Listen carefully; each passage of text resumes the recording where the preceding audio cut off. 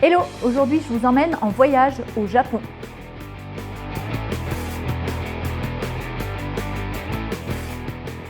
Hello, je m'appelle Edith, ici on parle tatouage, on parle féminité et on parle de tout l'arc-en-ciel qui est entre ces deux mots. Cette chaîne, elle est surtout dédiée aux femmes tatouées, aux femmes qui veulent se faire tatouer, mais si t'es ni une femme tatouée, ni une femme qui veut te faire tatouer, ni même une femme, eh ben t'es quand même bienvenue. Aujourd'hui, je vous amène au Japon, mais on va pas parler du tatouage japonais comme on l'imagine, on va parler d'un peuple spécifique qui s'appelle les Ainu. Le nom Ainu en langue Ainu veut tout simplement dire humain ou personne.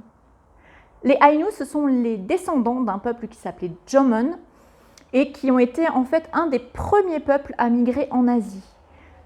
Cette migration, elle a eu lieu bien avant les peuples asiatiques actuels, de sorte que les Ainu ont développé des caractéristiques physiques, culturelles, linguistiques, etc. qui leur sont complètement propres.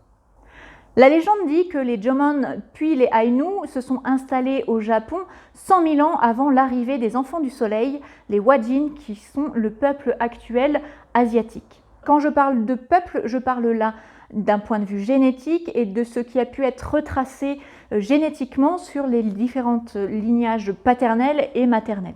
Dès le 9e siècle, on a des traces de contact entre les Ainu, qui étaient plutôt au nord du Japon, et les Wajin, qui sont arrivés par la Corée et qui sont ensuite remontés à partir du sud du Japon jusqu'au nord du Japon. Pendant les siècles qui ont suivi, il y a eu un certain nombre de contacts entre ces deux peuples, mais principalement par le biais des guerres. À l'ère Meiji, à partir de 1868, le Japon a annexé l'île qui a été renommée Hokkaido, donc l'île la plus au nord du Japon, et a fait une assimilation forcée pour le peuple Ainu. Traditionnellement, les Ainu étaient un peuple animiste très proche de la nature qui vivait beaucoup de la chasse et de la pêche et qui n'avait pas le concept de terrain privé. Donc quand le Japon annexe Hokkaido, ils récupèrent les terres et privatisent les terres. Ils obligent les Ainu notamment à changer de nom, à abandonner leurs traditions culturelles ainsi que leur religion. Et ça jusqu'à bien après la Seconde Guerre mondiale où les Ainu se cachaient par peur d'être rejetés socialement. Dans les années 80, petit à petit, la culture Ainu refait surface. Et en 2008, le gouvernement japonais reconnaît officiellement le peuple Ainu comme peuple indigène du Japon et reconnaît les torts qu'ont subis les Ainu. Depuis, il y a une recrudescence de la culture Ainu, notamment à travers des festivals, des cours de langue, etc. Et s'ils n'ont pas changé la date, donc le 10 juillet 2020, il y a l'ouverture d'un grand parc dédié à la culture Ainu. Si je vous en parle, c'est bien sûr parce que ce peuple avait une pratique du tatouage particulière que je vais vous présenter. Ce tatouage était appelé Shinue ou Panai en fonction de la localisation. Le tatouage chez les Ainu est exclusivement féminin. Dans la tradition Ainu, le tatouage descend de la première déesse et est transmis de lignée matrimoniale, donc de mère en fille, de génération en génération. Le procédé de tatouage Ainu est assez long dans la vie d'une femme et il a été reporté par des observateurs extérieurs que les mères Ainu commençaient à tatouer leurs filles à partir de l'âge de 5 ou 6 ans. Ce n'est pas forcément les mères qui tatouaient les filles directement, mais c'était forcément une femme qui tatouait une autre jeune femme. Et il y avait une ou deux tatoueuses par clan Ainu. Le motif principal du tatouage, c'était un tatouage autour des lèvres qui faisait un espèce de grand sourire qui était indispensable pour marier une jeune fille. Si la jeune fille, vers 15-16 ans, n'avait pas son tatouage terminé, elle ne pouvait pas se marier. La douleur que pouvaient ressentir les jeunes filles pendant les séances de tatouage, qui a été décrite comme extrêmement forte, était valorisée puisqu'il s'agissait pour le peuple Ainu d'un entraînement à l'accouchement. Et passer à travers cette douleur permettait de mieux gérer la douleur de l'accouchement par la suite. Il y avait également des tatouages sur les mains et sur les avant-bras dont le motif était transmis de mère en fille et qui représentait la lignée ainsi que les animaux spirituels de la famille. Plus la jeune fille qui se faisait tatouer venait d'une lignée de chef, d'une lignée puissante, plus elle avait ses tatouages tôt.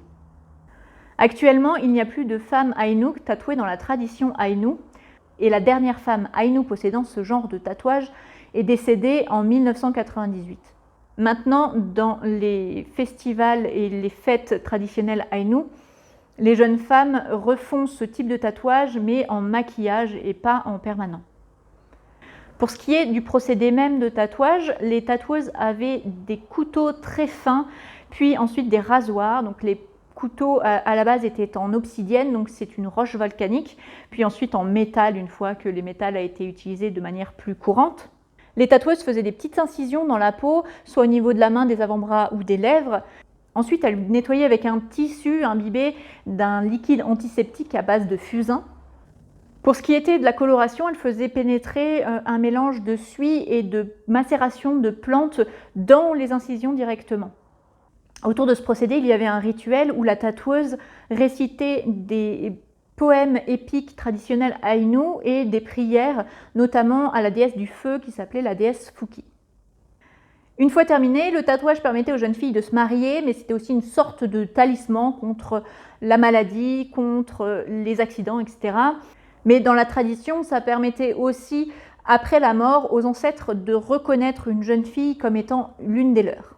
Si actuellement il n'y a plus de femmes Aïnou tatouées, c'est en grande partie parce qu'en 1871, le gouvernement japonais a interdit ce type de tatouage ainsi que le port de boucles d'oreilles que portaient des hommes, des grandes boucles d'oreilles, pour assimiler plus rapidement le peuple Aïnou dans le peuple japonais. Ces grandes lèvres qui pourraient faire un peu peur dans notre société étaient dans leur société, donc dans la société Aïnou de l'époque, un signe de beauté d'une part, mais aussi de l'entrée de la femme dans le monde adulte. Comme quoi, comme on a pu en discuter sur la vidéo sur la féminité et la beauté, les critères de beauté justement sont vraiment des critères sociaux puisque dans le peuple Aïnou à l'époque, les espèces de grandes lèvres tatouées étaient un symbole de beauté alors que la même chose actuellement serait plutôt très mal vue. J'espère que cet épisode vous a plu, n'hésitez pas à vous abonner et à activer les notifications parce que c'est le début d'une série sur les tatouages traditionnels. D'ailleurs, je vous invite à me dire en commentaire sur quel peuple vous souhaiteriez que soit le prochain épisode. Je vous souhaite une excellente semaine et je vous dis ciao ciao!